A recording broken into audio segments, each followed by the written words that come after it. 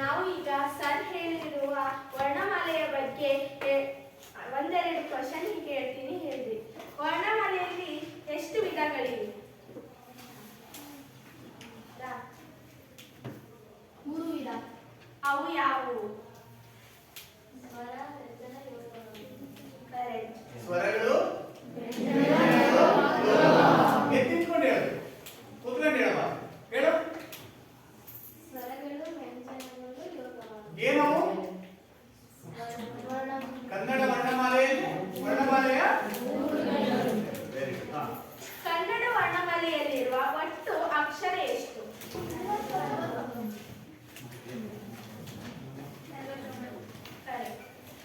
ಕನ್ನಡ ವರ್ಣಮಾಲೆಯಲ್ಲಿರುವ ಸ್ವರಗಳು ಎಷ್ಟು?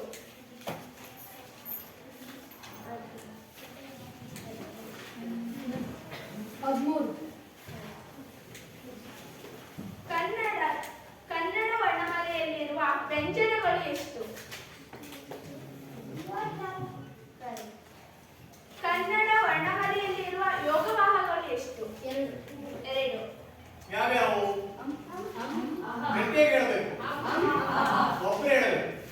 ಯಾವಪ್ಪ? ಕನ್ನಡ ವರ್ಣಮಾಲೆಯಲ್ಲಿರುವ 49 ಅಕ್ಷರಗಳಿವೆ. ಅವು ಯಾವುವು? ಯಾರು ಹೇಳ್ತೀವಿ? ಅಲ್ಲೋಗಿ ಹೇಳಬೇಕು. ಹೋಗು.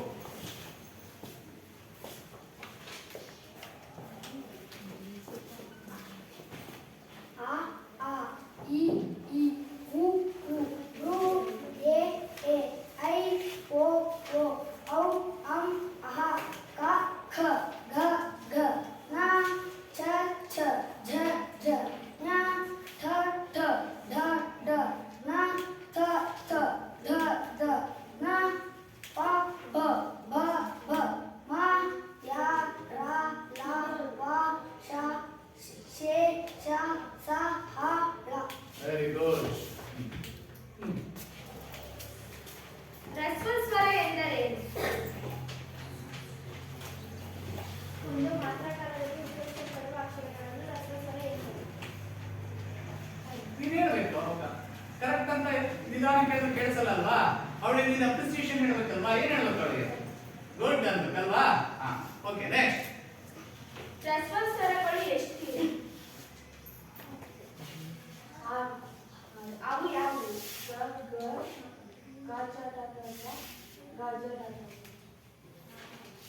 ಸರಿನಾ? ತಪ್ಪು ಅನ್ನೋರು ಯಾರು ತಪ್ಪು ಅಂತ ಹೇಳ್ತಿ ನೋಡ. ಸರಿ, ಹೇಳಪ್ಪ. ಹಾಗಾದ್ರೆ ಯಾವುದು ಸರಿಯಾಗಿ ಇರುವಂತದ್ದು ಯಾವ್ದು ಹೇಳಪ್ಪ?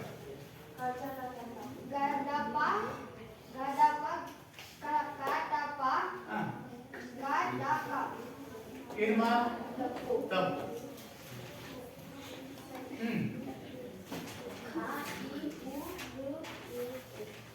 ಸರಿನಾ? Yes, good. ದೀರ್ಘ ಸ್ವರಗಳು ಅವು ಯಾವುವು?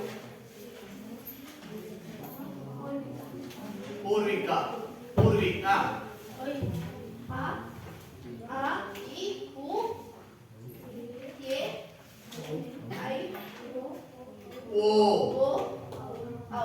Very good. ಹಾಗಾದ್ರೆ ಇಂದಿನ ತರಗತಿಯಲ್ಲಿ ನಾವು ಯಾವ ವಿಚಾರವಾಗಿ ಪಾಠ ಮಾಡಿದ್ವಿ? ಯಾವ ವರ್ಣಮಾಲೆಗಳು? ಕನ್ನಡದ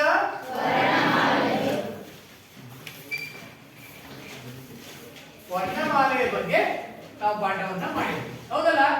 ಸರಿನಾ? ಸೊ ಇಷ್ಟೇನ ಮತ್ತೇನಾದ್ರು ಮಾಡಿದ್ವಾ? Very good. ಸಂಧಿಗಳನ್ನ ಮಾಡಿದ್ವಿ. ಹಾಗಾದ್ರೆ ಸಂಧಿ ಬಗ್ಗೆ ಯಾರಾದ್ರೂ ವಿದ್ಯಾರ್ಥಿಗಳು ಬಂದು ಮಾತನಾಡ್ತೀರಾ? Very good. ನಿನ್ನ ಹೆಸರೇನು? ಚಾಂದಿನಿ. ಗುಡ್. ಅವಳೊಂದು ಚಪ್ಪಾಳೆ ಹಾಕಿ. ನೆಕ್ಸ್ಟ್ ಯಾರು ಬರ್ತೀರಾ? ಬನ್ನಿ ಬೇಗ. ನೀವು ಬುಕ್ಸ್ ಎಲ್ಲ ತಗೊಂಡ್ ಬರ್ಬೋದು, ನಾವು ಮಾಡಿರೋದನ್ನ. ಇಲ್ಲಿ ಬಂದು ನಿಂತ್ಕೊಂಡು ಕೇಳಬೇಕು. ಬನ್ನಿ ಬೇಗ.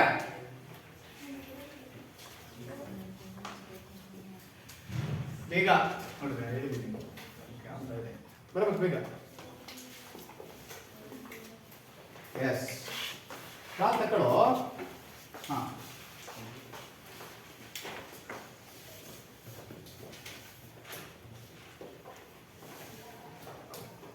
ಇಂದಿನ ತರಗತಿಯಲ್ಲಿ ನಮಗೆ ಸಂಧಿಗಳು ಮಾಡಿ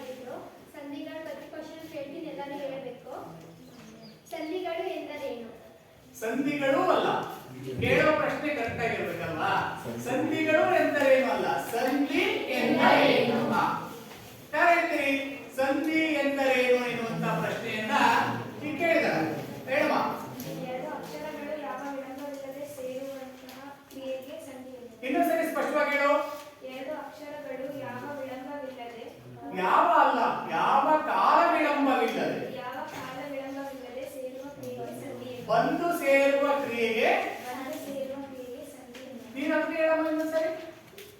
ಎರಡು ಅಕ್ಷರಗಳು ಯಾವ ವಿಳಂಬವಿಲ್ಲದೆ ಯಾವ ಕಾಲ ವಿಳಂಬವಿಲ್ಲದೆ ಯಾವ ಕಾಲ ವಿಳಂಬವಿಲ್ಲದೆ ಒಂದು ಸೇರುವ ಕ್ರಿಯೆಗೆ ಸಂಧಿ. ಎನ್ನುವರು. ಆಯ್ತು, ನೆಕ್ಸ್ಟ್. ಸಂಧಿಗಳಲ್ಲಿ ಲೋಪಸಂಧಿ. ಲೋಪಸಂಧಿ ಎಂದರೇನು? ಸ್ವರದ ಮುಂದೆ ಸ್ವರ ಬಂದು ಒಂದು ಸಂಧಿಯಾಗುವ ಪೂರ್ಣ ಪದದಲ್ಲಿರುವ ಸ್ವರದ ಅರ್ಥಗಳು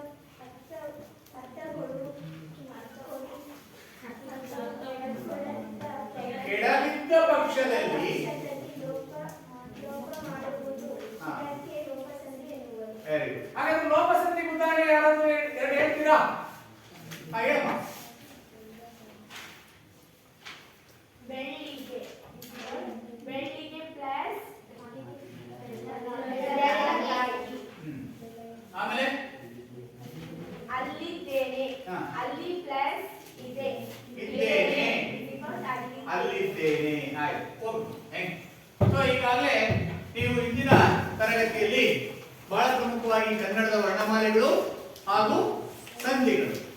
ಸಂಧಿಗಳಲ್ಲಿ ಬಹಳ ಪ್ರಮುಖವಾಗಿ ಎರಡು ಸಂಧಿಗಳಿವೆ. ಒಂದು ಕನ್ನಡದ ಸಂಧಿ ಮತ್ತು ಇನ್ನೊಂದು ಸಂಸ್ಕೃತ ಸಂಧಿ ಅಂತ ಕರೀತೇವೆ.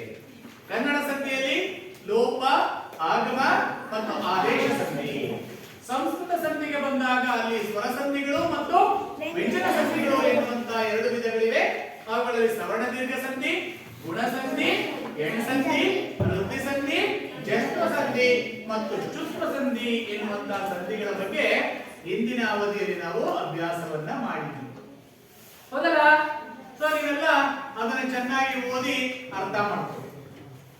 ಈಗ ನಾವು ಛಂದಸ್ಸು ಎನ್ನುವಂತ ವಿಚಾರಕ್ಕೆ ಬಂದ್ರೆ, ಛಂದಸ್ಸು ಎನ್ನುವಂತದ್ದು ಪದ್ಯ ಮತ್ತು ಗದ್ಯವನ್ನ ಬರೆಯುವ ಸಮಯದಲ್ಲಿ ಅನುಸರಿಸಬೇಕಾಗಿರುವಂತಹ ನಿಯಮಗಳನ್ನ ಹೇಳುವಂತಹದ್ದನ್ನ ನಾವು ಛಂದಸ್ಸು ಅಂತ ಕರೀತೀವಿ. ಗದ್ಯವನ್ನ ಬರೆಯಬೇಕಾದ್ರೆ ಅನುಸರಿಸುವಂತಹ ನಿಯಮಗಳು, ಪದ್ಯವನ್ನ ಬರೆಯುವಾಗ ಅನುಸರಿಸುವಂತಹ ನಿಯಮಗಳು. ಗದ್ಯವನ್ನ ಬರೆಯಬೇಕಾದ್ರೆ ಅಷ್ಟೊಂದು ಕಟ್ಟುಪಾಡುಗಳಿಲ್ಲದ ನಿಯಮಗಳೇನಿಲ್ಲ. ಆದ್ರೆ ಒಂದು ಪದ್ಯವನ್ನ ಬರಿಬೇಕಾದ್ರೆ ಇಂತಹ ನಿಯಮಗಳನ್ನೇ ಅನುಸರಿಸಿ ಪದ್ಯವನ್ನ ಬರಿಬೇಕು. ಅಲ್ಲಿ ಗಣ ಬರಬೇಕು, ಯತಿ ಬರಬೇಕು, ಲಘು ಬರಬೇಕು, ಗುರು ಬರಬೇಕು ಎನ್ನುವಂತ ನಿಯಮಗಳು ಇರ್ತವೆ. ಹಾಗಾಗಿ ಆ ಒಂದು ಪದ್ಯವನ್ನ ಬರೆಯುವಂತಹ ಸಂದರ್ಭದಲ್ಲಿ ಅನುಸರಿಸಬಹುದಾಗಿರುವಂತಹ ನಿಯಮಗಳನ್ನ ತಿಳಿಸುವಂತಹದ್ದನ್ನೇ ನಾವು ಛಂದಸ್ಸು ಅಂತ ಕರೀತೀವಿ. ಈ ಛಂದಸ್ಸನ್ನ ನಮ್ಮ ಸಾಹಿತ್ಯದಲ್ಲಿ ಮೊದಲು ಪರಿಚಯಿಸಿದವನು ನಾಗವರ್ಮ ಅಂತ. ಯಾರು? ನಾಗವರ್ಮ.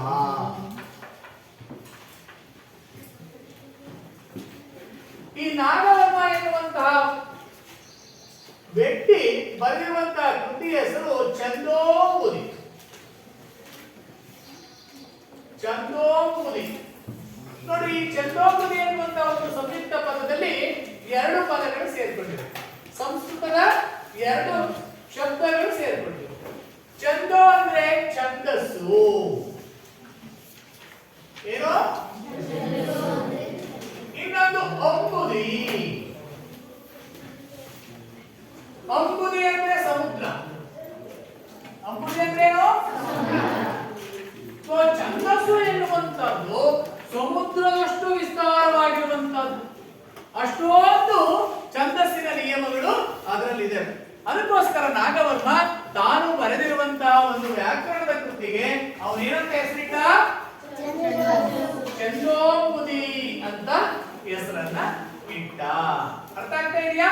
ಇದರಲ್ಲಿ ಕೆಲವು ನಿಯಮಗಳನ್ನ ಅವನು ಹೇಳ್ತಾ ಹೋಗ್ತಾನೆ. ಹಾಗೆ ಆ ನಿಯಮಗಳನ್ನ ಕಲಿಬೇಕಾದ್ರೆ ನಾವು ಕಂದ ಪದ್ಯ, ತ್ರಿಪದಿ, ಷಟ್ಪದಿ, ಸಾಂಗತ್ಯ. ಅದೇ ಕಂದ ಪದ್ಯ ಅಂದ್ರೆ ಚೌಪದಿ ಅಂತ ಕರಿತೀವಿ. ಯಾರು ಹೇಳಿದ್ದು? ನೀನೇ. ಕಂದ ಪದ್ಯಕ್ಕೆ ಇರುವಂತ ಹೆಸರು ಇನ್ನೊಂದು. ಎಂತ ಪದ್ಯ? ಕಂದ ಪದ್ಯ. ಇದನ್ನ ಚೌಪದಿ ಅಂತ ಕರೀತಾರೆ.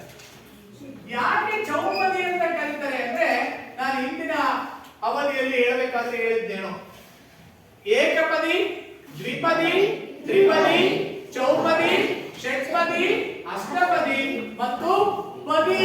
ಪದಿ ಅಂದ್ರೆ ಸಾಲು ಅಂತ. ಏನು ಪದಿ ಅಂದ್ರೆ? ಸಾಲುಗಳು ಅಂತ. ಪದಿ ಅಂದ್ರೆ ಸಾಲು. ಸಾಲುಗಳ ಲೆಕ್ಕವೇ ಇಲ್ಲದಿರುವಂತಹ ಪದ್ಯಗಳನ್ನು ಸಹ ನಮ್ಮ ಕನ್ನಡದ ಕವಿಗಳು ರಚಿಸಿದ್ದಾರೆ. ಸೊ ಏಕಪದಿ ಏನದು? ದ್ವಿಪದಿ ಅಂದ್ರೆ 2 ಸಾಲಿನ ಪದ್ಯ. ಏಕಪದಿ 1 ಸಾಲಿನ ಪದ್ಯ. ತ್ರಿಪದಿ 3 ಸಾಲಿನ ಪದ್ಯ. ತ್ರಿ ಅಂದ್ರೆ 3. ಚೌಪದಿ, ಚೌ ಅಂದ್ರೆ 4. ಅರ್ಥ ಆಗ್ತಿದೆಯಾ? ಹಾಗಾಗಿ ಈ ಕಂದ ಪದ್ಯವನ್ನು ನಾವು ಚೌಪದಿ ಅಂತ ಕರೀತೀವಿ. ನಾವು 8ನೇ ತರಗತಿಯಲ್ಲಿ ವ್ಯಾಸಂಗ ಮಾಡ್ತಾ ಇರುವಂತಹ, 9ನೇ ತರಗತಿಯಲ್ಲಿ ವ್ಯಾಸಂಗ ಮಾಡುವಂತಹ ವಿದ್ಯಾರ್ಥಿಗಳು ಕಂದ ಪದ್ಯವನ್ನ ನಾವು ಚೆನ್ನಾಗಿ ಅಭ್ಯಾಸವನ್ನ ಮಾಡಬೇಕು. ಪರೀಕ್ಷೆಯಲ್ಲಿ 3 ಅಂಕದ ಪ್ರಶ್ನೆ ಇರ್ತದೆ. ನೀವೀಗಾಗಲೇ 7ನೇ ತರಗತಿಯಲ್ಲಿ ಕಂದ ಪದ್ಯದ ಬಗ್ಗೆ ತಿಳ್ಕೊಂಡಿದ್ದೀರಿ. ನಿಮ್ ಶಿಕ್ಷಕರೆಲ್ಲ ಹೇಳ್ಕೊಟ್ಟಿದ್ದಾರೆ, ಕಲ್ತಿದ್ದೀರಲ್ವಾ? ಸರಿ. ಈ ಕಂದ ಪದ್ಯ ಎನ್ನುವಂತದ್ದು ದೇಶೀಯ ಛಂದಸ್ಸು. ಎಂತದು? ದೇಶೀಯ ಛಂದಸ್ಸು ಅಂದ್ರೆ ಈ ಕನ್ನಡ ನಾಡಿನಲ್ಲಿ ಮತ್ತು ಕನ್ನಡ ಸಾಹಿತ್ಯದಲ್ಲಿ ಹುಟ್ಟಿರುವಂತಹ ಒಂದು ಪದ್ಯ. ಯಾವುದು? ಯಾವುದು? ಎಂತ ಛಂದಸ್ಸು? ದೇಶೀಯ ಛಂದಸ್ಸು ಅಂದ್ರೆ, ದೇಶೀಯ ಛಂದಸ್ಸು ಅಂದ್ರೆ ಕನ್ನಡ ಭಾಷೆಯ ಒಂದು ಛಂದಸ್ಸು. ಕೇಳಿದ್ರಲ್ಲ? ಈ ಕಂದ ಪದ್ಯಕ್ಕೆ ಚೌಪದಿ ಅಂತ ಕರೀತಾರೆ. ಏನಂತ ಕರೀತಾರೆ? ಹಾಗಾದ್ರೆ ಚೌಪದಿ ಅಂದ್ರೆ ಏನು? ಚೌ ಅಂದ್ರೆ ಎಷ್ಟು? ಪದಿ ಅಂದ್ರೆ ಏನು? ಸೊ ಚೌ ಎಂದರೆ 4. ಹೌದಾ? ಪದಿ ಅಂದ್ರೆ ಹಾಗಾಗಿ 4 ಸಾಲಿನ ಪದ್ಯಕ್ಕೆ ಏನಂತ ಕರೀತಾರೆ? ಕಂದ ಪದ್ಯ ಅಂತ ಕರೀತಾರೆ. ಇವೆಲ್ಲ ಬರ್ಕೊಳ್ತಾ ಇದ್ದೀರಲ್ಲ? ಸೊ ಹಾಗಾಗಿ ಪ್ರಶ್ನೆ ಕೇಳ್ತೀನಿ ನಾನು. ಈ 4 ಸಾಲಿನ ಈ ಪದ್ಯಕ್ಕೆ ಕಂದ ಪದ್ಯ ಅಂತ ಕರೀತಾರೆ. ಇದು ಮಾತ್ರಾಗಣ ಛಂದಸ್ಸು.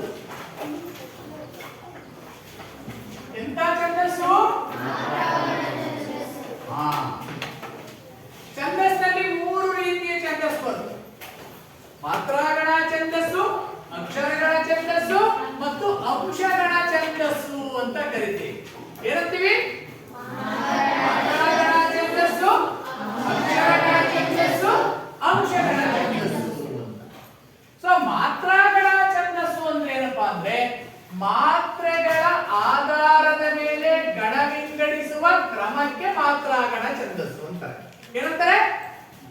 ಮಾತ್ರೆಗಳ ಆಧಾರದ ಮೇಲೆ,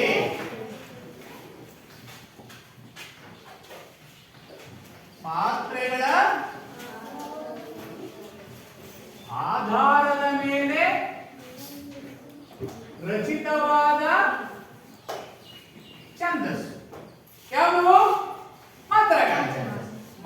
ಹಾಗಾದ್ರೆ ಮಾತ್ರೆ ಅಂದ್ರೆ ಏನು?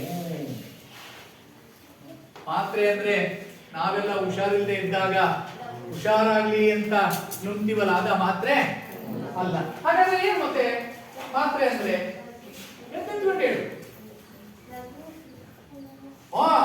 ಏನ್ ಹೆಸರು?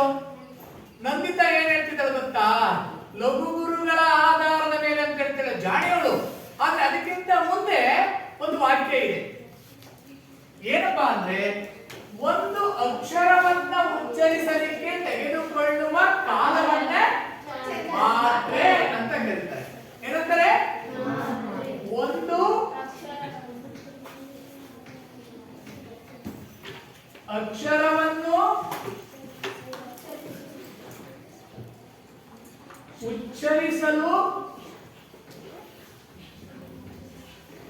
ತೆಗೆದುಕೊಳ್ಳುವ ಸಮಯ ಅಥವಾ ಕಾಲವನ್ನೇ ಮಾತ್ರೆ ಅಂತ ಕರೀತಾರೆ. ಅರ್ಥ ಆಯ್ತಾ ಈಗ? ಏನಪ್ಪಾ ಹಾಗಾದ್ರೆ ಮಾತ್ರೆ ಅಂದ್ರೆ ಯಾರು ಹೇಳ್ತೀರಿ? ಒಬ್ರು ಒಂದು ಅಕ್ಷರವನ್ನು ಉಚ್ಚರಿಸಲಿಕ್ಕೆ ತೆಗೆದುಕೊಳ್ಳುವಂತಹ ಸಮಯ. ವೆರಿ ಗುಡ್, ಕೂತ್ಕೊಳ್ಳಿ. ಹಾಗಾದ್ರೆ ಈ ಮಾತ್ರೆಯಲ್ಲಿ ಮತ್ತೆ 3 ವಿಧ. ಏನಂತಾರೆ? ಲಘು, ಗುರು ಮತ್ತು ಕೃತಾಕ್ಷರ ಅಂತ ಕರೀತಾರೆ. ಮಾತ್ರೆಯಲ್ಲಿ ಎಷ್ಟಿದ? 3. ಒಂದು ಲಘು, ಗುರು ಮತ್ತು ಪ್ಲುತ. ಸೊ ಬಹಳ ಹೆಚ್ಚಾಗಿ ನಾವು ವ್ಯಾಕರಣದಲ್ಲಿ ಮತ್ತು 8, 9ನೇ ತರಗತಿಯಲ್ಲಿ ಬಳಸುವಂತ ಎರಡೇ, ಒಂದು ಲಘು, ಇನ್ನೊಂದು ಗುರು. ಈಗ ನಿನ್ನ ಉತ್ತರ ಸರಿ. ಹಾಗಾದ್ರೆ ಲಘು ಅಂದ್ರೆ ಏನು, ಗುರು ಅಂದ್ರೆ ಏನು ಮತ್ತು ಪ್ಲುತ ಅಂದ್ರೆ ಏನು ಅಂತ ನೋಡೋದಾದ್ರೆ, ಲಘು ಎಂದರೆ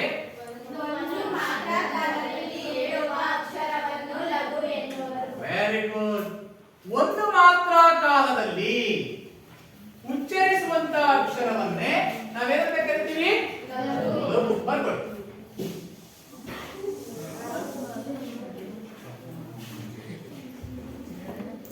ಒಂದು ಮಾತ್ರ ಕಾಲದಲ್ಲಿ ಹೇಳುವ ಅಥವಾ ಉಚ್ಚರಿಸುವ ಅಕ್ಷರವನ್ನು ಯಾರು ಮಾತಾಡೋದು? ಲಘು ಎನ್ನುವುದು. ಹೌದೇನಪ್ಪ? ಒಂದು ಮಾತ್ರ ಕಾಲ, ಒಂದು ಮಾತ್ರ ಅಂದ್ರೆ ಒಂದೇ ಕಾಲ. ಅವು ಯಾವ ಅಕ್ಷರಗಳು ಅಂದ್ರೆ ಹ್ರಸ್ವಾಕ್ಷರಗಳು. ಅ, ಇ, ಉ, ಎ, ಋ, ಕ, ಗ, ಚ ಈ ಅಕ್ಷರಗಳು ಒಂದು ಮಾತ್ರ ಕಾಲದಲ್ಲಿ ಉಚ್ಚರಿಸುವಂತ ಅಕ್ಷರಗಳು ಅಂತ ಬರ್ಕೊಳ್ಳಿ.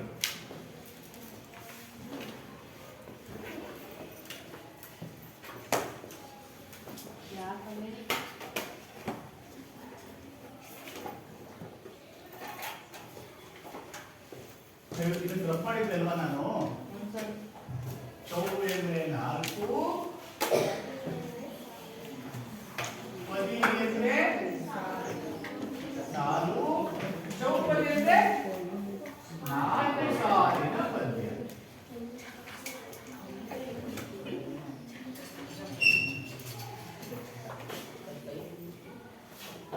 ಕಾಣಿಸಲ್ವಾ?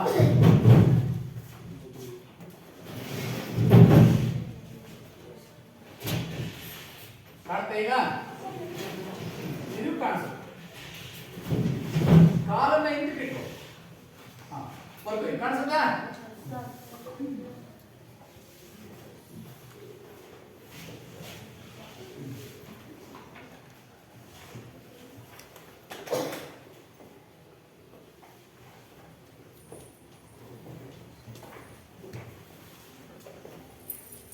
ಯಾಕಪ್ಪ ನೀವು ಬರ್ಕೊಂತಿಲ್ಲ? ಯಾಕೆ ಬರ್ಕೊಂಡಿಲ್ಲ? ಯಾಕೆ ಬರ್ಕೊಂಡಿಲ್ಲ? ಬರ್ಕೋ.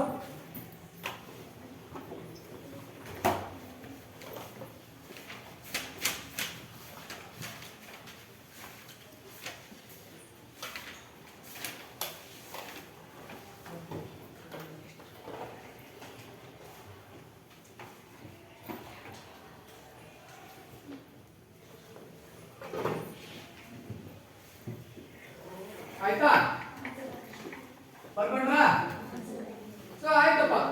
ಈಗ ನಾನು ಪಾಠ ಮಾಡಿರೋದು ಎಲ್ಲಿವರೆಗೂ ಮಾಡಿದ್ದೀನಿ? ಈಗ ಲಘು ಅಂದ್ರೆ ಏನು ಅನ್ನೋವರೆಗೂ ಮಾಡಿದ್ದೀನಿ, ಹೌದಲ್ಲ? ಸೊ ಇದನ್ನೆಲ್ಲ ನೀವು ಓದ್ಕೊಂಡಿದ್ದೀರಿ.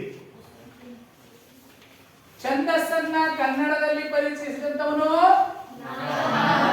ಅವನು ಬರೆದಂತಹ ಕೃತಿ ಛಂದೋಂಬುದಿ ಎನ್ನುವಂತಹದ್ದು ಎಷ್ಟು ಶಬ್ದಗಳಿಂದ ಕೂಡಿದೆ? ಯಾವ್ಯಾವುದು? ಛಂದಸ್ಸು ಪ್ಲಸ್ ಅಂಬುದಿ ಸೇರ್ಕೊಂಡು ಛಂದಸ್ಸು ಅಂತ ಆಗುತ್ತೆ. ಛಂದೋ, ಇದು ಛಂದೋ ಪ್ಲಸ್ ಅಂಬುದಿ, ಛಂದೋ ಅದು ಹೆಂಗೆ ಅಂತ ಹೇಳ್ತೀನಿ ನಿಮಗೆ ಅರ್ಥ ಆಗಲಿ ಅಂತ ನಾನು ಎರಡು ಶಬ್ದ ಹೇಳಿದ್ದೆ. ಚಂದೋ ಪ್ಲಸ್ ಅಂಬುದಿ ಅಂದ್ರೆ ಛಂದಸ್ಸು ಎಂಬ ಮಹಾಸಾಗರ, ಅಂಬುದಿ ಅಂದ್ರೇನು ಸಮುದ್ರ ಅಲ್ವಾ. ಸೊ ಅದರಲ್ಲಿ ನಾವು ಕಲಿತದ್ದೇನು ಚೌಪದಿ. ಎಷ್ಟು ಸಾಲಿನ ಪದ್ಯ? ಚೌಪದಿಗೆ ಇರುವ ಇನ್ನೊಂದು ಹೆಸರು ಅದು ಎಂತಹ ಛಂದಸ್ಸು? ದೇಶೀಯ ಅಂದ್ರೆ ನಮ್ಮ ಸ್ವಂತ ನೆಲದ್ದು ಅಂತ, ಕನ್ನಡ ನಾಡಿದ್ದು ಅಂತ, ಹೌದಾ? ಅದಕ್ಕೆ ಇರುವಂತ ಹೆಸರು ಚೌ ಎಂದರೆ ಪದಿ ಎಂದರೆ ನಾಲ್ಕು ಸಾಲಿನ ಪದ್ಯಕ್ಕೆ ಏನಂತಾರೆ? ಅಂತ ಕರೀತಾರೆ, ಹೌದಾ? ಕಂದ ಪದ್ಯ ಎಂತಹ ಛಂದಸ್ಸು? ಮಾತ್ರಾಗಣ ಛಂದಸ್ಸು. ಮಾತ್ರಾಗಣ ಛಂದಸ್ಸು ಅಂದ್ರೇನು? ಮಾತ್ರೆಗಳ ಆಧಾರದ ಮೇಲೆ ರಚಿಸುವ ಛಂದಸ್ಸನ್ನ ಮಾತ್ರಾಗಣ ಛಂದಸ್ಸು ಅಂತ ಕರಿತೀವಿ ಅಲ್ವಾ. ಆ ಮಾತ್ರಾಗಣ ಛಂದಸ್ಸಲ್ಲಿ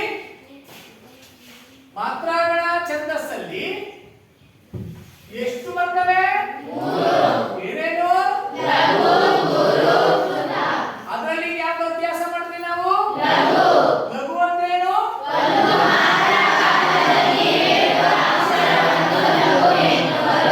ಈಗ ನಾವೆಲ್ಲ ಮಾಸಾಗಿ ಗುಂಪಲ್ಲಿ ಗೋವಿಂದ ಅಂದ್ಬಿಟ್ಟು, ಹೌದಲ್ಲ?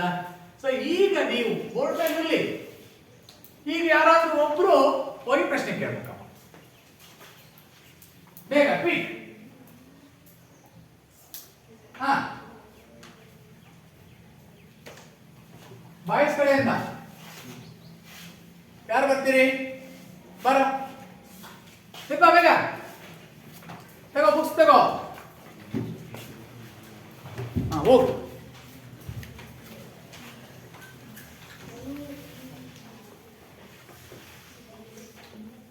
ಹಾ, ಛಂದಸ್ಸು ಎಂದರೇನು?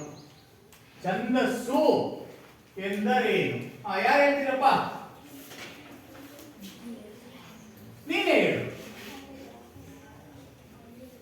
ನೀನೇ ಹೇಳು ಛಂದಸ್ಸು ಅಂದ್ರೆ ಏನು? ಈ ಪ್ರಶ್ನೆ ಕೇಳಿದೇವಲ್ಲಪ್ಪ, ಪ್ರಶ್ನೆ ಕೇಳಿದವರಿಗೆ ಉತ್ತರನೂ ಗೊತ್ತಿರ್ಬೇಕಲ್ವಾ? ಹಾ, ಕೇಳು.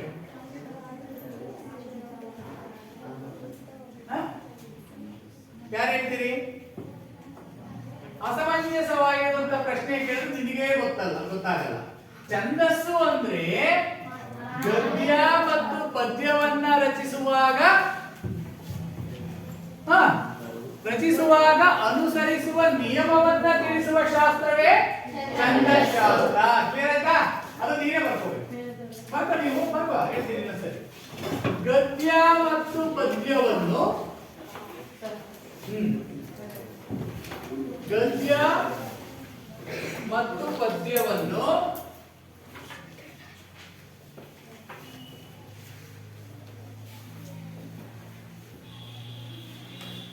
ಬರೆಯುವಾಗ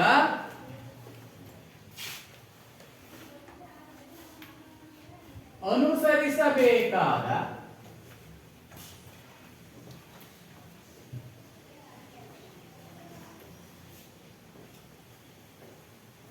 ನಿಯಮಗಳನ್ನು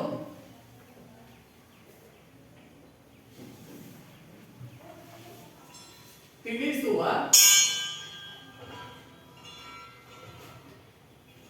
ಶಾಸ್ತ್ರವನ್ನು ಶಾಸ್ತ್ರ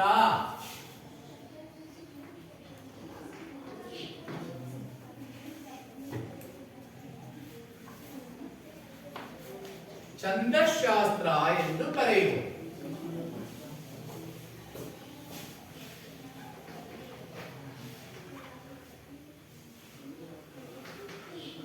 ಛಂದಶಾಸ್ತ್ರ ಕರೆಯುವುದು. ಆಯ್ತಲ್ಲ? ಸರಿ, ನೆಕ್ಸ್ಟ್ ಮತ್ತೆ ಹೇಳಿ.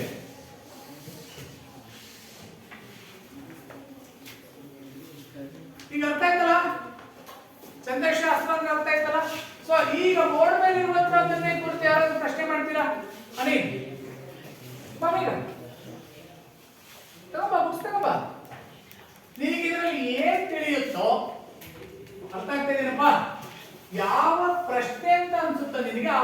ಕೇಳು, ಯಾರಾದ್ರೂ ಬರ್ಬೋದು. ವೀಕ್ ಯಾರು ಬೈಯಲ್ಲ ನಿಮ್ಗೆ.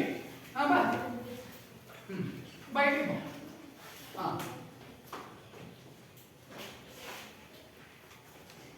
ಹಾ ಲಘು ಗುರು ಕೃತ.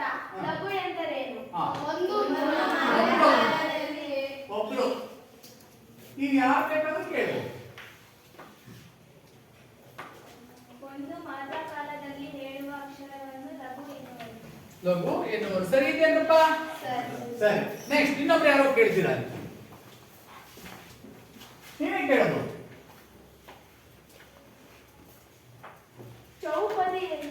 ಚೌಪದಿ ಅಂದ್ರೆ ಎಷ್ಟು?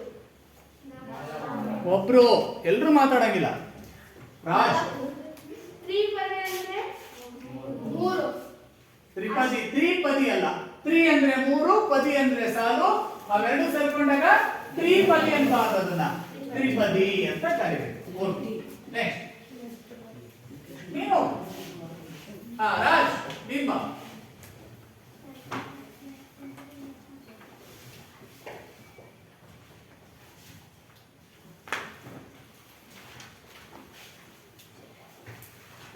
ಗುರು ಎಂದರೇನು?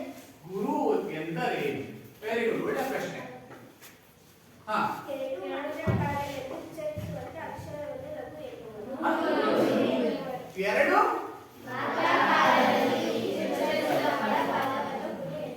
ನೋಡ್ರಿ, ನೀವು ನಮಗಿಂತ ಫಾಸ್ಟ್ ಇದ್ದೀರಿ, ರಾಜುನು ಫಾಸ್ಟ್ ಇದ್ದಾನೆ.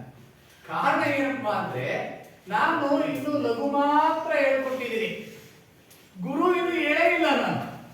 ಆದ್ರೆ ರಾಜು ಬಂದು ಗುರು ಪ್ರಶ್ನೆ ಕೇಳದ, ನಿನ್ನ ಹೆಸರೇನಮ್ಮ? ಕಣ್ಣಿಗೆ ಉತ್ತರ ಹೇಳೋದು.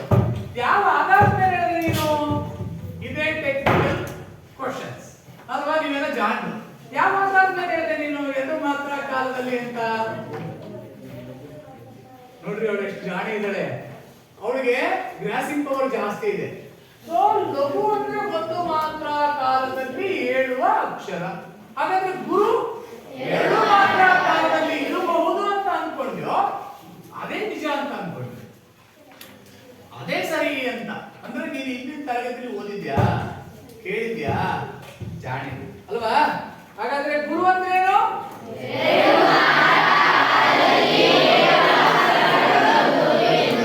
ವೆರಿ ಗುಡ್, ಆಯ್ತು. ಮತ್ತೆ ಹಾ ಒಬ್ಬ ಏನ್ ನಿನ್ನ ಹೆಸರು?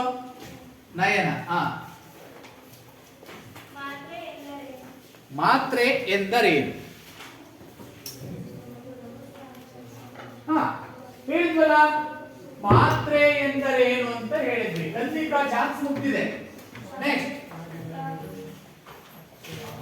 ಹಾ ಒಂದು ಅಕ್ಷರವನ್ನು ಉಚ್ಚರಿಸಲು ತೆಗೆದುಕೊಳ್ಳುವ ಸಮಯವನ್ನು ಮಾತ್ರ ಎನ್ನುವರು. ವೆರಿ ಗುಡ್, ಸರಿ ಇದೆಯಾ? ನಿನಗೆ ಗೊತ್ತಿತ್ತ ಉತ್ತರ ಏನು ಹೇಳಿದ್ರು? ಸರಿ ನೀನು ಒಂದು ಅಕ್ಷರವನ್ನು ಉಚ್ಚರಿಸಲು ತೆಗೆದುಕೊಳ್ಳುವ ಸಮಯವನ್ನು ಮಾತ್ರ ಎನ್ನುವರು. ನೀನು ಸ್ವಂತ ಕೇಳಿದ ನೋಡ್ಕೊಂಡು ಹೇಳಿದ? ನೋಡ್ಕೊಂಡೇ ಹೇಳಿದಾಳೆ, ಈಗ ನೋಡ್ಕೊಂಡು ಹೇಳಿದಾಳೆ. ನೆಕ್ಸ್ಟ್ ನಾಳೆ ಬಂದಾಗ ಸ್ವತಂತ್ರವಾಗಿ ಕೇಳಬೇಕು ಪ್ರಶ್ನೆಗಳನ್ನ. ಹಂಗೆ ಕೇಳಬೇಕಂದ್ರೆ ಮೊದಲು ಏನ್ ಮಾಡ್ಬೇಕು ನಾವು? ಇವತ್ತು ಮನೇಲಿ ಹೋಗ್ಬಿಟ್ಟು ರಾತ್ರಿ ಚೆನ್ನಾಗಿ ಅಭ್ಯಾಸ ಮಾಡ್ಬೇಕು. ನಾನು ಕೆಲವು ಪಾಯಿಂಟ್ಸ್ ಅಷ್ಟೇ ಬರ್ತಿದ್ದೀನಿ ಕಪ್ಪು ಹಲಗೆಯ ಮೇಲೆ. ಯಾಕೆ? ಇದು ಪುನರಾವರ್ತನೆಯ ತರಗತಿ. ಅಂದ್ರೆ ಹಿಂದಿನ ವರ್ಷ ನೀವು ಏನನ್ನ ಓದಿದ್ರಿ ಅಂತ ನಾನು ತಿಳ್ಕೊಳ್ತಾ ಇದ್ದೀನಿ ಅಲ್ವಾ? ವೆರಿ ಗುಡ್, ಆಯ್ತು. ನೆಕ್ಸ್ಟ್ ಮತ್ತೆ ಯಾರು ಕೇಳ್ತೀವಿ?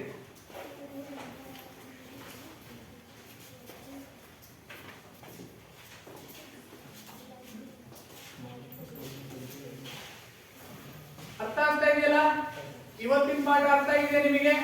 ಸೊ ನಾಳೆ ಹೋಮ್ವರ್ಕ್ ಅಲ್ಲಿ ನೀವ್ ಏನ್ ಮಾಡ್ಕೊಂಡ್ ಬರ್ಬೇಕು ಅಂದ್ರೆ ಏನ್ ಮಾಡ್ಕೊಂಡ್ ಬರ್ಬೇಕು? ನಾಳೆ ನೀವ್ ಏನ್ ಮಾಡ್ಕೊಂಡ್ ಬರ್ತೀವ ನೋಡೋಣ, ಹೇಳಿ. ಹೋಮ್ವರ್ಕ್ ಅಲ್ಲಿ ಏನ್ ಕೊಡೋಣ? ಇದೇ ಹೋಮ್ವರ್ಕ್ ಅಂದ್ರೆ ಇವತ್ತು ಮಾಡಿರುವಂತ ಪಾಠವನ್ನ ಕುರಿತು ಹೋಮ್ವರ್ಕ್ ಬರ್ಕೋಬಾರ್ದು. ಸೊ ಹಾಗಾಗಿ ನೀವು ಛಂದಸ್ಸು ಅಂದ್ರೆ ಏನು, ಈ ಛಂದಸ್ಸನ್ನ ಕನ್ನಡದಲ್ಲಿ ಮೊದಲು ಪರಿಚಯಿಸಿದವರು ಯಾರು ನನಗೆ ಗೊತ್ತಿಲ್ಲ. ಯಾರು, ಅವರು ಬರೆದಿರುವಂತ ಕೃತಿ ಏನು, ಆ ಕೃತಿಯ ಹೆಸರು, ಅದು ಎಷ್ಟು ಶಬ್ದಗಳಿಂದ ಕೂಡಿದೆ, ಅದರ ಅರ್ಥ. ಓಕೆನಾ? ಆಮೇಲೆ ಛಂದಶಾಸ್ತ್ರ ಅಂದ್ರೆ